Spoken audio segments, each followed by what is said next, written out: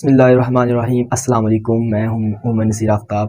آج آپ کے ساتھ جس موضوع پر بات کرنی ہے وہ ہے مہنگائی کیوں ہو رہی ہے۔ مہنگائی کی سب سے پہلی وجہ حکومت کی ناجائز پالیسیاں، ان کی کرپشن اور ملکی معیشت کا بیڑا گرک کرنا ہے۔ مہنگائی کی دوسری وجہ ذخیرہ اندوزی ہے۔ جب بھی پتہ چلتا ہے کہ فلاں چیز کی قیمت مارکیٹ میں بڑھنے والی ہے تو انویسٹرز اس کا سٹاک اکٹھا کرنے کے لیے مارکیٹ میں گھس جاتے ہیں۔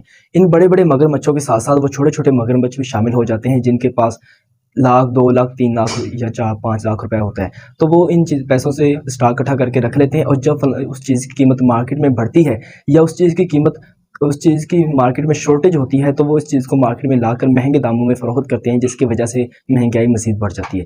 مہنگائی کی تیسری وجہ ہے ناجائز منافع خوری، جس میں تقریباً ہر دوسرا پاکستانی شامل ہے۔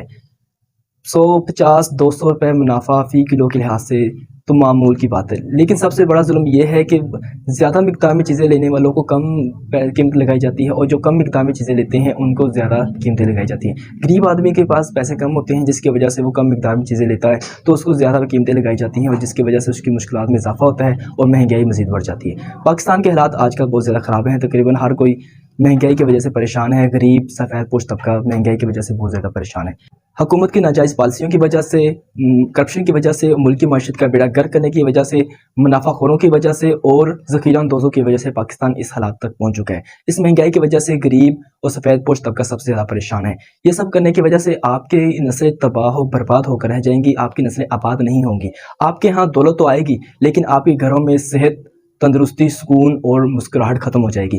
دنیا میں تو آپ کو اس کا چند فائدہ ہو جائے گا، لیکن کل قیامت کے دن ہم آپ کو بخشیں گے نہیں، اور اللہ سے سوال کریں گے کہ ان لوگوں کی وجہ سے پاکستان اس حالات میں پہنچا تھا۔ تو لہٰذا کوشش کریں کہ پاکستان کے حالات پر رحم کھائیں، آسانیاں بانٹیں، لوگوں کے لیے آسانیاں فراہم کریں۔ اللہ تعالیٰ ہمیں آسانیاں پیدا کرنے کا شرف عطا فرمائے۔ آپ کے ساتھوں کا شکریہ۔